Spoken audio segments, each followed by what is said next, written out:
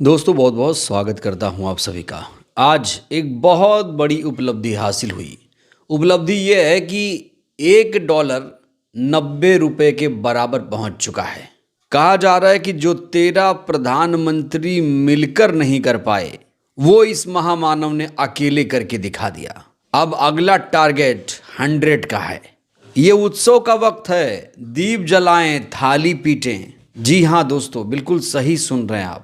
जो कुछ भी हो, अच्छा बुरा, आपको अब थाली पीटना होगा। देश में कितने ऐसे लोग हैं जो सच बोल पा रहे हैं। और जब रुपया गिरता था तो नरेंद्र मोदी कैसे आग बबूला होते थे, ये वीडियो मैं आज आपको दिखाने जा रहा हूं। इतना ही नहीं दोस्तों, आज मैं आपको 2 विश्व गुरुओं की जुबानी सुनाने जा रहा हूं कि आज हमारे देश में सबसे बड़ा डर क्या है।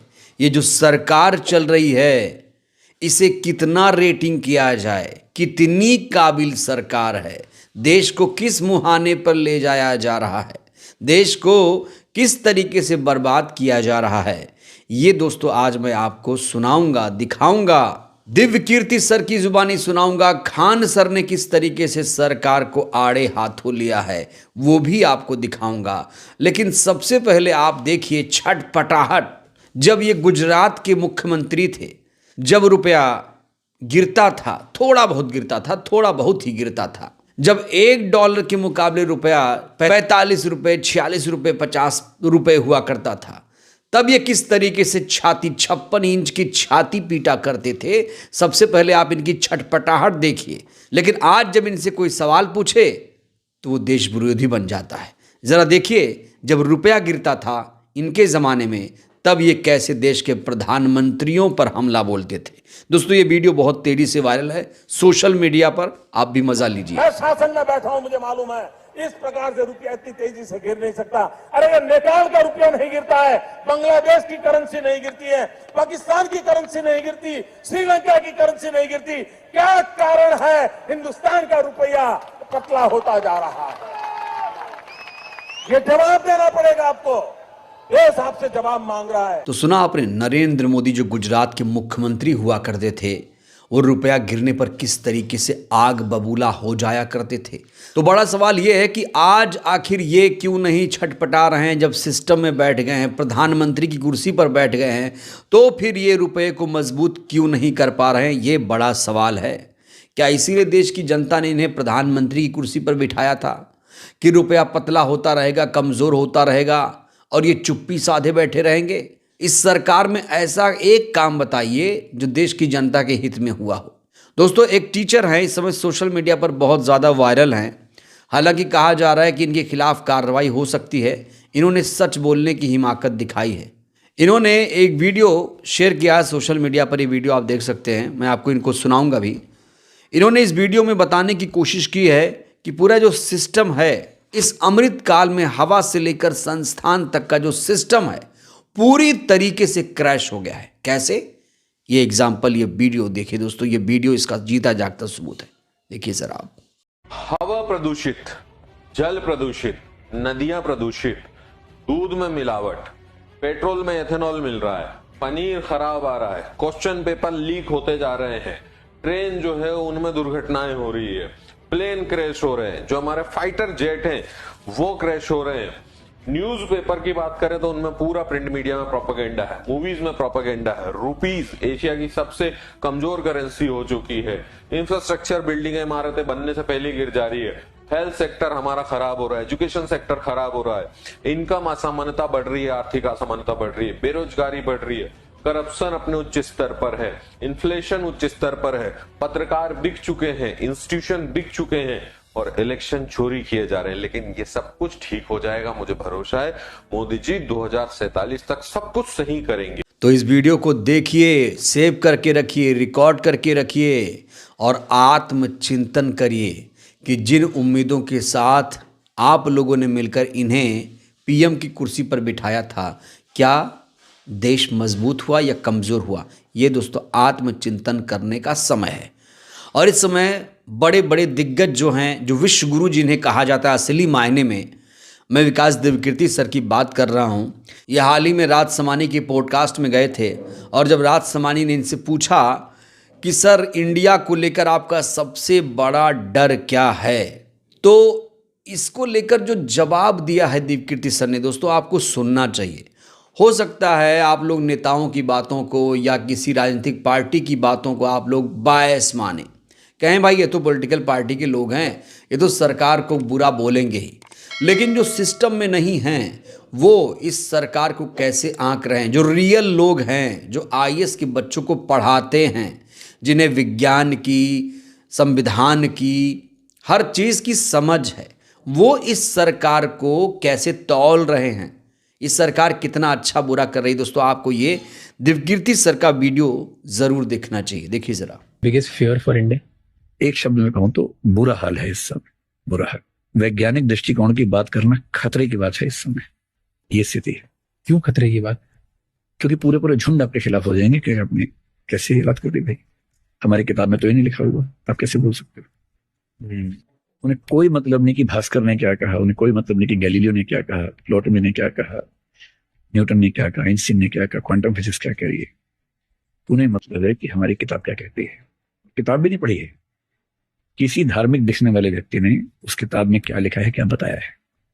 जिन जिन देशों ने कट्टर धार्मिक मान्यताओं को मान के पढ़ाई छोड़ दी, साइंटिफिक एक्सपेरिमेंट छोड़ दिए, तो उनमें से कोई आगे नहीं बढ़ा है। दुनिया के सारे डेवलप्ड कंट्रीज वही हैं जिन्होंने साइंस की ठीक से पढ़ाई की, साइंटिफिक टेम्परामेंट बच्चों को दिया है, क्यूरियोसिटी बच्चों को दी है। और जहां जहां धर्म, जाति, इन चीजों का प्रकोप ज्यादा हुआ है, वहां वहां पतन हुआ है।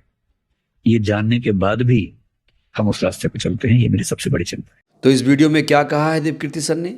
उन्होंने साफ तौर से कहा है कि साइंटिफिक टेम्परामेंट को ये सरकार नहीं बढ़ा रही है, जबकि संविधान में इस बात का जिक्र है। ये सरकार देश को धार्मिक बनाना चाहती है। जो देश साइंस को छोड़कर धार्मिकता की तरफ गए हैं वो बर्बाद हो गए हैं। ये जानने के बाद भी हम उस रास्ते पर चल रहे हैं, ये सबसे बड़ी चिंता है। दीपकीर्ति सर कह रहे हैं ये सबसे बड़ी चिंता है। आज विश्व के तमाम देशों को उठा के देखिए, जो भी धार्मिक हुआ है क्या वो विकसित हो पाया है? दोस्तों ये अपने आप में बड़ा सवाल है। लेकिन आज आप देखिए विज्ञान से दूरी बनाई जा रही है, पाखंडवाद, अंधविश्वास को बढ़ावा दिया जा रहा है। एक बाबा है जो संविधान को रौंदने की बात करता है, वो हिंदू राष्ट्र बनाने की बात करता है इस देश को। तो इससे बड़ी टेंशन की बात और क्या ही हो सकती है, जब सभी को पता है कि हमारा देश धर्मनिरपेक्ष राष्ट्र है, संविधान से चल रहा है हमारा देश। तो फिर अगर एक बाबा खड़ा हो जाएगा जिसे सत्ता का संरक्षण हासिल रहेगा, जो 7वीं 8वीं फेल है, जिसे पढ़ाई लिखाई साइंस विज्ञान से कोई मतलब नहीं है, तो फिर जाहिर तौर पर हमारे देश का जो संविधान है वो कमज़ोर होगा, लोकतंत्र कमज़ोर होगा। क्योंकि संविधान बनाने वालों ने कभी नहीं सोचा था कि सत्ता में ऐसे लोग बैठेंगे जो पाखंडवाद को बढ़ावा देंगे। अब दोस्तों मैं आपको खान सर का एक वीडियो दिखाने जा रहा हूँ। खान सर इसमें लोकतंत्र की बात कर रहे हैं, खास तौर से लोकतंत्र के चौथे स्तंभ, जर्जर स्तंभ की बात कर रहे हैं कि मीडिया किस तरीके से आजकल काम कर रहा है, मीडिया किस तरीके से देश की जनता को गुमराह कर रहा है, किस तरीके से लोकतंत्र के चौथे स्तंभ को रौंद रहा है, किस तरीके से मीडिया देश को बर्बाद कर रहा है। दोस्तों खान सर का ये वीडियो आपको देखना चाहिए। अगर आप ये वीडियो देखेंगे तो आपको सच्चाई, हकीकत पता चलेगा कि देश की असली सच्चाई है क्या और मीडिया का काला सच क्या है। मीडिया कैसे देखिए जरा। कई ठोको तो बिस्कन्या बोलते हैं। देखिए हम वही चीज हो गया। नमस्कार, आज देखते हैं हम आज आपके देश में हम कितनी आग लगा सकते हैं। देखिए जहाँ तक दूगो बकलोल को बैठा देगा सब, दूगो मुर्गा कैसे लड़ा जाता है। हाँ चलो लड़ लड़ लड़ लड़।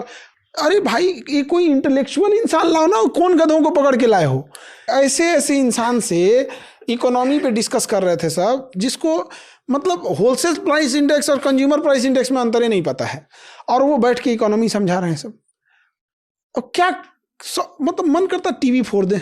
आम पब्लिक को ये समझ में नहीं आता है कि ये वाली जो न्यूज़ पे बैठी बिस्कन्या है, नमस्कार आज हम आपको दिखाते हैं बाल सीधा करते हुए, और जो टेलीप्रॉम्प्टर पे पढ़ रही होती है कैमरा के पीछे, तो लोगों को लगता है धधरा के बोल रही है। एक के बाद एक खबरों में आपका स्वागत है। सबसे पहले हम देखते हैं आज कहाँ पुल गिर गया, ये गिर गया, वो सब। तो ये लोगों को नहीं समझ में आता, इसकी मजबूरी है, इसका मालिक का पेमेंट रुक जाएगा तो बोलेगा, वो करेगी। तो एक ये जरूरी होना चाहिए। पत्रकार सब दो राजनीतिक पार्टियों को लड़वाता है सब। भैया एक पार्टी के तो तुम खुद ही हो, तो तुम उसको क्यों बुला लेते हो? और हमको ताज्जुब ये होता है कि जो विपक्ष में आया है वो बोलता नहीं कि मैम आप पत्रकार महोदय या पत्रकार महोदया, आप स्वयं हैं तो इस पार्टी से आपने क्यों बुला रखा है। तो चाहे खान सर हों, चाहे दिव्यकीर्ति सर हों, ये एक शिक्षक हैं और सुपरस्टार शिक्षक हैं। ये किसी परिचय पहचान के मोहताज नहीं हैं। ये जो बोलते हैं दुनिया इन्हें सुनती है। लेकिन सच बोलना आजकल कितना डिफिकल्ट है दोस्तों, ये भी आप लोग जानते हैं।